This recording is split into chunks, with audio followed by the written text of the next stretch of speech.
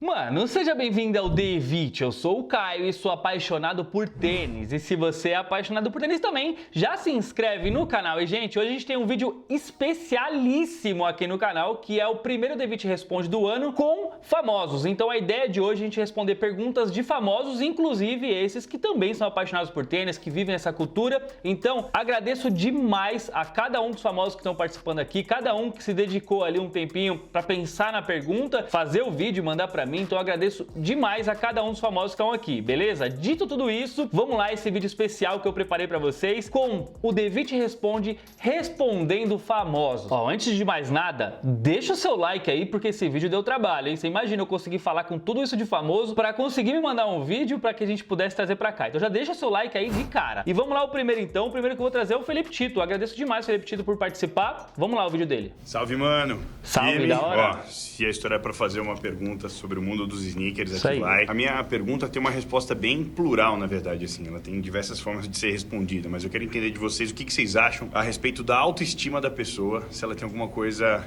relacionada ao fato de adquirir um novo sneaker. Não só pelo fato do cara ir na loja e poder se dar o luxo de comprar o sneaker que ele quer, mas quando ele bota pela primeira vez no pé, ou ele vai em algum lugar com o sneaker novo, você acha que isso interfere alguma coisa em relação à autoestima da pessoa? Tamo junto, hein? Quero saber essa resposta. Tamo junto, valeu demais. Mano, ó, eu vou responder por mim, acredito que todo mundo que tá aqui vai pensar a mesma coisa. Eu falava alguns anos atrás, inclusive, que quando eu calçava um Jordan, parecia que eu ganhava 5 centímetros de altura, tá ligado? Eu me sentia poderoso, então a minha autoestima sempre aumentou muito todas as vezes que eu calçava um tênis que eu achava da hora. Ou seja, praticamente todos os que eu tenho, já que eu me esforcei bastante pra conseguir comprar e eu acho da hora em si. E aí, hoje em dia, eu acho que até mais, a sua autoestima aumentando mais ainda, porque antes a gente tinha a barreira financeira pra comprar, né? Você tinha que trabalhar e conseguir conquistar o dinheiro pra ir lá naquele dia e conseguir comprar seu tênis. Isso era uma conquista grande, fazia com que você se sentisse muito bem, né? Naquele momento da compra e, obviamente, depois. Só que hoje ainda é mais difícil, porque além da barreira financeira, você tem uma barreira que é conseguir degladiar com todo mundo que quer comprar o mesmo tênis com você. Então você tem mais história. O peso de você ter um tênis, acho que ainda é maior. E isso, consecutivamente, faz com que você acabe tendo a sua autoestima maior. Porque você sabe que o tênis que você tá conseguindo é mais limitado, muita gente quis comprar e você não tomou a frente dessa pessoa, conseguiu de alguma forma conseguir comprar, né? Comprou na frente de alguém. Então, isso faz com que você se sinta melhor ainda de colocar um tênisão da hora no pé e sair pra dar um rolê no shopping ou até fazer uma entrevista, de repente, de onde você for fazer. Eu acho que a autoestima da pessoa, sem sombra de, pelo menos a minha, sem sombra de dúvida, aumenta, tá aqui o nível aqui, ó.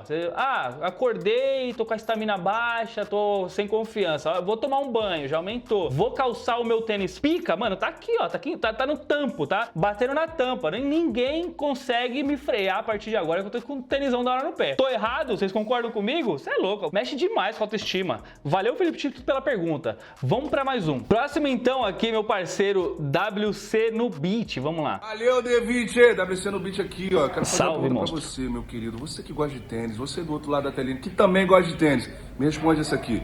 Por que as pessoas consomem muito tênis? Por que elas usam muito tênis, esses tênis que são caros, são baratos, enfim? Qual é o sentido que os tênis fazem na vida das pessoas? Me responde aí, meu mano.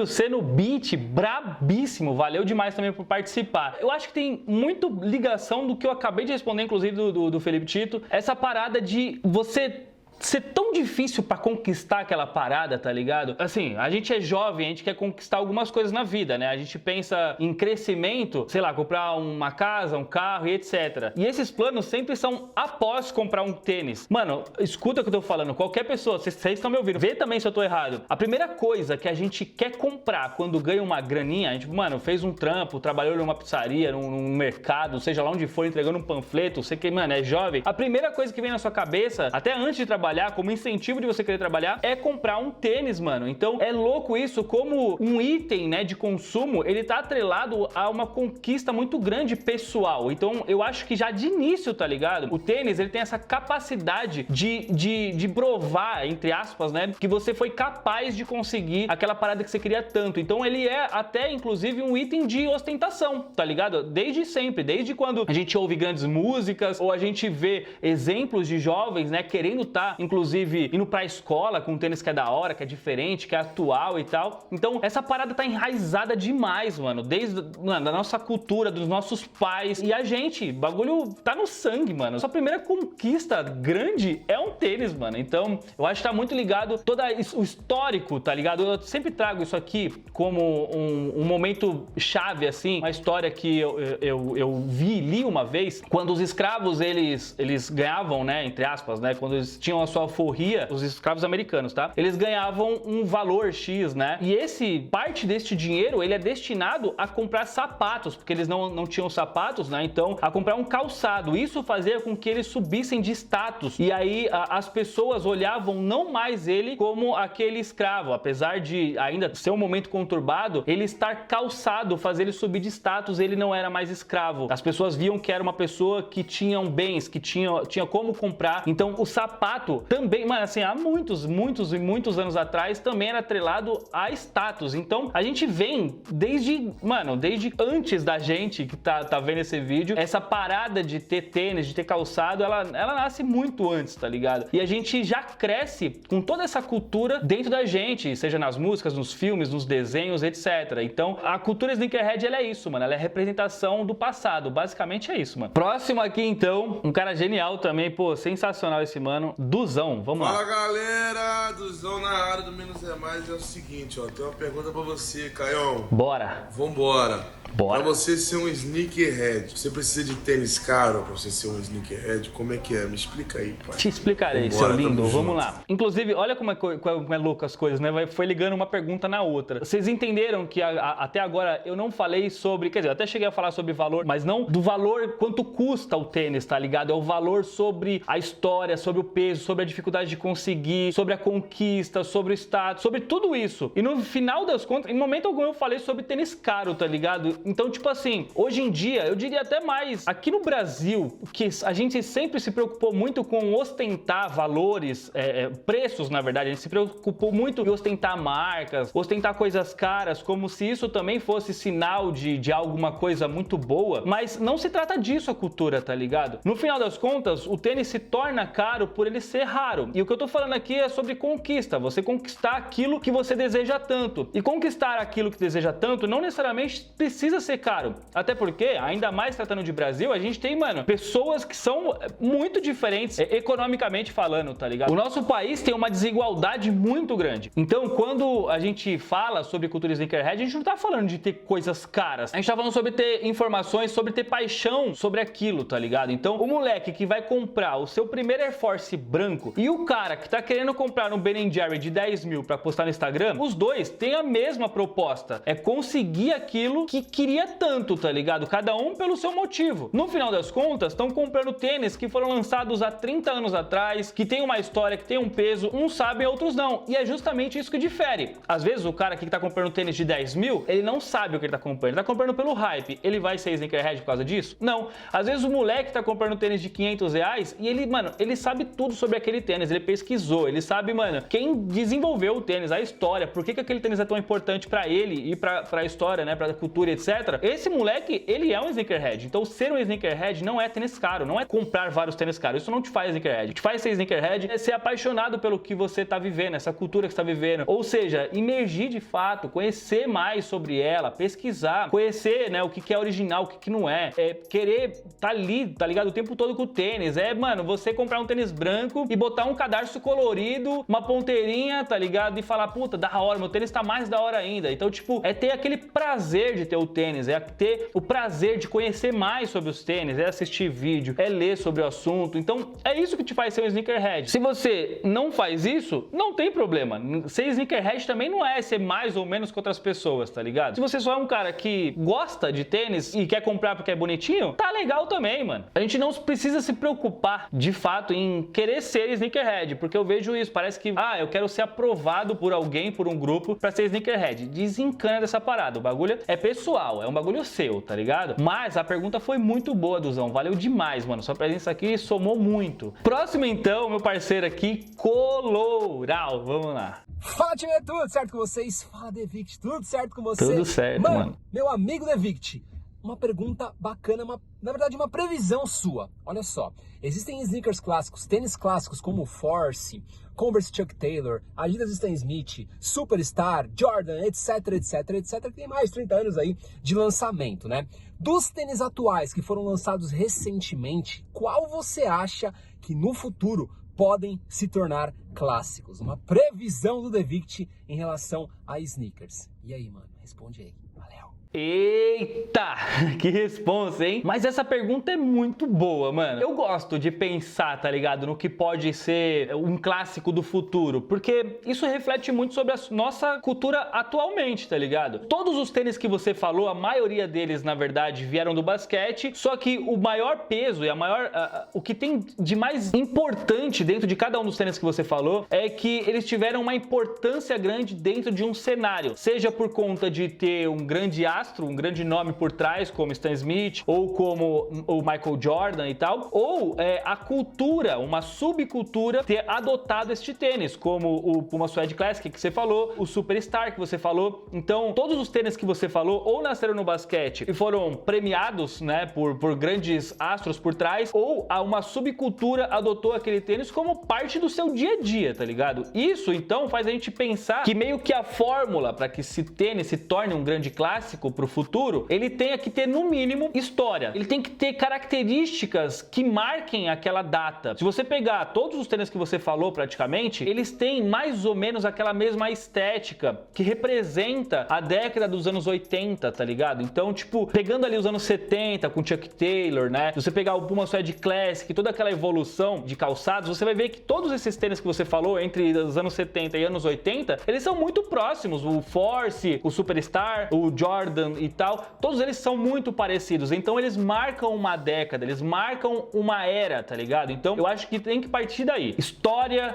design e que tenha uma grande importância para algum cenário daquele momento. Dito isso, se a gente pensar nos tênis atuais que estão sendo lançados atualmente, a gente tem que buscar tudo isso que eu acabei de falar. E eu acho que, obviamente, grandes nomes por trás, como o Kanye West, esses tênis do Kanye West muito provavelmente vão ser clássicos daqui a 30 anos, né? Então, possivelmente passarão um período sem lançar o Yeezy 350 V2, por exemplo, que é uma grande marca, né? E aí, sei lá, daqui 10 anos ele pare de lançar. E daqui 20 ou 30 anos ele volte. Talvez toda essa história que teve, né, essa linha durante 10, 15 anos de lançamento, de cores, de polêmicas, de inovação e tudo que a linha representa, por exemplo, pode ser que daqui 30 anos isso seja visto com bons olhos e esse retrô retorne muito forte como os Yeezys. Então o Yeezy marca muito uma época, uma história, uma década, um momento, que é esse momento que a gente está vivendo, algo completamente novo, né? Ele inovou muito nos calçados. Isso pode ser que faça com que no futuro a linha Yeezy se torne um grande clássico. E isso eu tô falando, então, dos tênis da Adidas. Se a gente pegar os tênis da Nike, a Nike ela não tem feito tantas inovações. A Nike trabalha muito voltando no passado, que são justamente os tênis que você tá falando, né? Os Forces, os Jordans, os Dunks e tal. É isso que tá vendendo hoje. E a Nike ela não tem trabalhado tanto na história do atual. Então, o que eu vejo é que a linha Air Max, por exemplo, da Nike, ela sempre é revisitada. O passado da linha Air Max é sempre revisitada. Seja no Air Max One, no 90, 95, 97 e assim vai. E a gente vai pegando toda essa linha de Air Max e trazendo, então, elementos dessa época. Então, possivelmente, daqui 30 anos, a gente vai olhar no passado e vai querer trazer o Vapor Max, que é uma inovação atual, o 720, por exemplo. Então, as bolsas de ar maiores que representam essa era nossa, a nossa época agora, entre anos 2010 e 2020, tá ligado? Então é uma era que representa muito o aumento das bolsas de ar, né? Bolsas de ar bem grandes e tal, e sendo mais pensadas, não mais em esporte como era na época, mas mais no lifestyle. Então, 30 anos pra frente, a gente vai ter um foco muito grande, acredito eu, nos tênis que foram pensados pro lifestyle, pra se vestir, pro street e etc. Porque todos os tênis que a gente pensa hoje são pensados no futuro como tênis de esportes. Então hoje a gente vive o retrô dos modelos de esporte. Acredito que daqui a 30 anos a gente vai voltar no retrô, pensados então no lifestyle, pensado em se vestir bem, em conforto, etc. É isso. Ficou, talvez, eu não fui tão específico, mas deixei claro aí que Nike mais a linha Air Max e Adidas ali a gente vai ver mais Yeezy. É o que eu acho. Agora vamos voltar nos vídeos aqui 30 anos e ver, beleza? Valeu demais, Coloral. Vamos mais um cara de peso aqui, um cara bastante importante que eu fiquei muito feliz de ter ter entrado nessa brincadeira e ter enviado o vídeo, o Derek. Vamos lá. Salve, rapaziada, mano. Derek aqui na voz. Salve, mano, David. Salve, então, mano. rapaziada, o tênis que eu sempre quis ter e hoje eu tenho, graças a Deus, vários pares. É o Air Force One White, tá ligado? Eu sempre acompanhei muito a cena do rap americano. E eu lembro que eu via vários clipes do 50 Cent usando. Eu sou muito fã dele. Então, o meu tênis favorito é o tênis que eu tenho a oportunidade de ter hoje. É o Air Force One. E você, meu mano? Qual o seu tênis favorito e o tênis que você tem vontade de ter, o que você tem aí? Fala pra mim. Brabo demais, valeu, Derek. Mano, como o Air Force One branco, ele mexe com o nosso emocional, né? Eu citei, inclusive, o Air Force One branco. Eu citei o Air Force One branco aqui como se fosse a primeira conquista de um moleque, né? Ou de alguém mais velho também, não teria problema. Os rappers americanos, principalmente, fizeram músicas, né? Falando sobre Air Force One e tal. Então, assim, o Air Force One, o Coloral também citou o Air Force One aqui. Então, o Air Force One mexe muito com o nosso emocional. E se você vê, é um tênis simples, tá ligado? É um tênis que é o que eu tô dizendo, ele marca uma era, porque ele tem as características daquela época, tá ligado? Os anos 80 foram muito fortes, assim, em desenvolvimento de criação, né, de design de tênis. E realmente a gente vê o resultado hoje, o quanto a gente se é apaixonado. Eu vou te dizer a real, Derek. É difícil dizer um tênis, como você falou. Você teve coragem, teve peito pra falar. É um tênis só. Pra mim vai ser um pouco mais difícil. Eu vou dizer pra você que é o seguinte, eu sou muito, mas muito, muito apaixonado mesmo. Talvez por tudo, né, que ele representa, pela importância que ele tem na história, por quando ele foi desenvolvido, que foi praticamente no dia que eu nasci. Eu tenho uma paixão muito grande pelo Air Jordan 3, tá ligado? Eu gosto muito da silhueta, da simplicidade. Lembrando, Air Jordan 3 com Fat Lace, me ajuda aí, hein? E eu acho que se eu pudesse selecionar a silhueta que fosse mais marcante, mais importante pra mim, seria o Air Jordan 3. Mas isso não impede de eu ser extremamente apaixonado por outras silhuetas, como o Air Force One, como o Air Jordan 1. Se eu pudesse colocar meu top 3 aí, seria Air Jordan 3, Air Force One e Air Jordan 1. Se eu não me engano aqui, eu fiz um vídeo, né, amorzito, com a wishlist lá. Se eu pudesse falar, minha memória é horrível, na moral, mas se eu pudesse dar um palpite aqui, eu falaria aqui na minha tier list que eu fiz lá, eu devo ter colocado o Air Jordan 1, o Air Jordan 3 e o Air Force One. Possivelmente, tá ligado? Eu acho que, enfim, são as três. O meu top 3 são esses três. E Derek, da hora demais, tamo junto. Obrigado por participar do vídeo também, mano. Ah, acabei de ver aqui, eu não coloquei. Eu coloquei Air Jordan 1,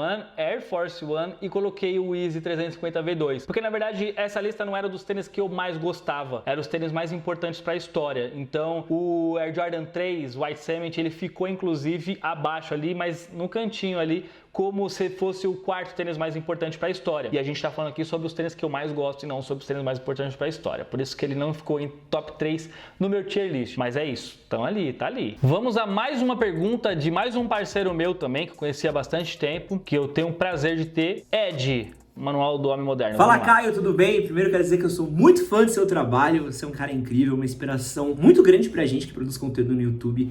É um lindo, né? Sou muito feliz de poder te conhecer e trocar ideia com você. E a minha pergunta que eu quero te trazer é a seguinte: a gente vê que algumas das silhuetas mais famosas de tênis que a gente tem, o Air Force One, o Adidas Superstar, o próprio Air Jordan, são de basquete, são tênis de basquete que acabaram virando aí tênis casuais muito fortes. Mas se o futebol é o esporte mais popular do mundo, é o esporte mais praticado no mundo, um dos esportes que mais rende dinheiro no mundo, por que a gente não vê nenhuma chuteira virar tênis casual? E por que nenhuma marca acaba investindo nessa migração? Então por que no basquete é mais fácil, um tênis acaba virando um tênis casual, e no futebol isso acaba não rolando? Mais uma vez agradeço por participar, Ed. E, cara, essa é uma pergunta bem complexa e eu poderia pensar em várias vertentes diferentes. Eu vou tentar aqui ser mais simplório, mais simplista e trazer um pensamento mais superficial sobre a coisa. Mas vamos lá. Eu, por exemplo, vim do basquete, né? Eu sou um cara que joguei basquete desde quando eu aprendi a andar. Eu entendo um pouco mais sobre este lado. O lado do futebol eu não entendo muito. Mas vendo como que funciona, é nítido o quanto, por exemplo, o basquete, ele impacta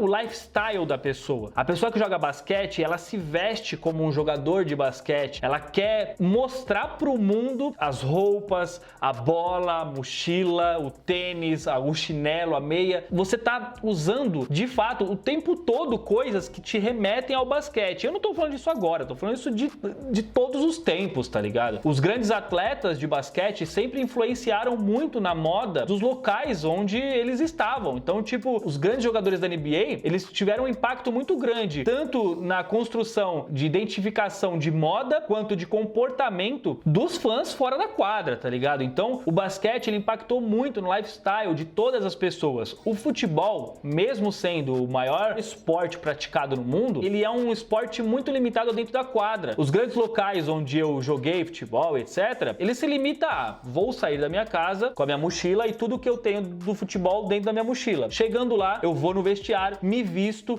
aí eu pratico futebol, acabo o futebol, tomo uma cerveja, churrasquinho, troco ideia e volta pra casa todo suado, mulambento, porco, pra tomar banho em casa e dormir. Basicamente é isso que funciona o futebol. As pessoas não viveram no passado o lifestyle futebol, tá ligado? O futebol não impactou com os seus grandes nomes do futebol, não impactaram as pessoas, os fãs, fora das quadras, como eles se vestiam. O basquete, além disso, né, além das pessoas envolvidas, a estrutura basquete, a estrutura futebol, sempre foi muito diferente. O basquete, ele sempre foi muito explorado comercialmente. O futebol também, mas mais como passe de jogadores, é aquela coisa quadrada. O basquete tem várias formas de ganhar dinheiro, tá ligado? Sempre foi muito pensado.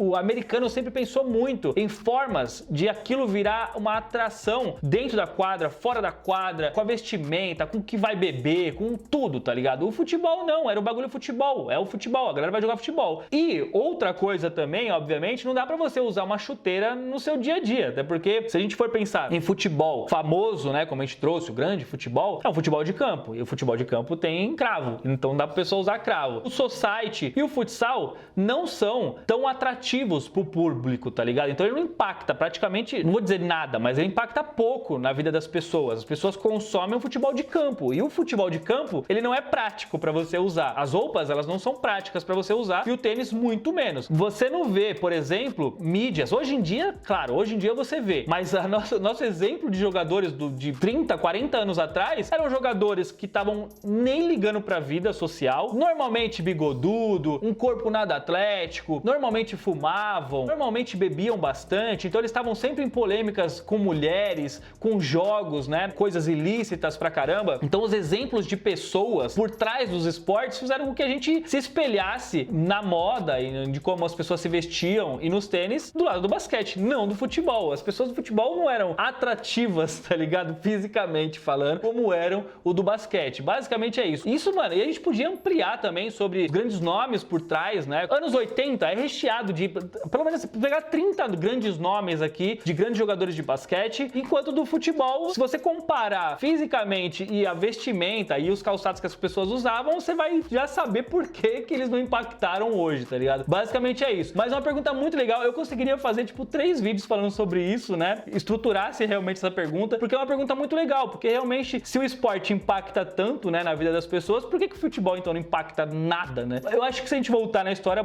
um pouco disso, tá ligado? A gente podia ir muito mais a fundo, mas é um pouco disso, acredito eu. Vamos pro próximo, então, mais um que eu tenho um prazer enorme, aliás, todos eu tinha um prazer enorme de ter aqui. Agora, André Vasco, vamos lá. Salve. E aí, queridos amantes de pisantes, assim como eu, galera dessa comunidade que só cresce, só cresce, só cresce, pro bem e pro mal, não é verdade?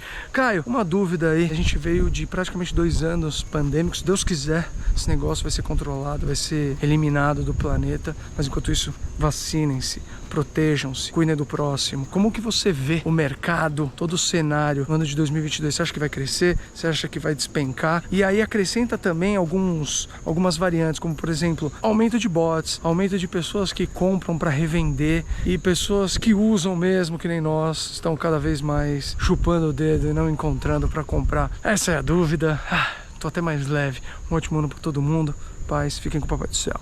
Valeu demais, tamo junto. Vacinam-se, é isso. Ouçam o que o André Vasco falou. Agora ele falou que é pro bem e pro mal o crescimento. Pro mal é pro nosso bolso, né? Quanto mais crescer a cultura, melhor. Quem vai se sentir mal, com certeza, é nosso bolso. Agora, uma pergunta muito pertinente também. Existe um pensamento muito amplo em cima do que tá previsto para 2022, né? O que eu tenho para falar é o seguinte, eu vou trazer a Nike como exemplo porque é a maior, né, a maior player e então a maior marca e ela dita o mercado, então vamos trazer aqui um exemplo sobre a Nike, tá? A Nike, ela sempre prevê um crescimento ali do trimestre, eles fazem um balanço, né, trimestral, então eles preveem a cada 3 meses, assim, um crescimento de 10, 15%, é uma média do qual a Nike sempre se propõe a crescer, então investir, crescer, uma média a cada 3 meses ali, entre 10%, vamos dizer assim, a grosso modo, eu vou trazer essa conversa bem superficial, tá? Ela é muito mais profunda, mas para que não ficar muito comprida, aqui é a nossa resposta. Então a gente sempre tem essa média de crescimento previsto pela própria Nike ali entre 10% a cada trimestre, beleza? Por isso até que é uma grande empresa que as pessoas investem imaginando que você vai ter um crescimento bom a cada 3 meses, beleza? Dito isso, a gente tem que trazer o que está acontecendo hoje. O último trimestre, o último balanço que a Nike deu, eles cresceram 16%, tá? Isso é um número muito positivo. O lucro foi acima do que foi previsto, né, antes de ter feito o balanço. Então eles lucraram mais do que estava previsto para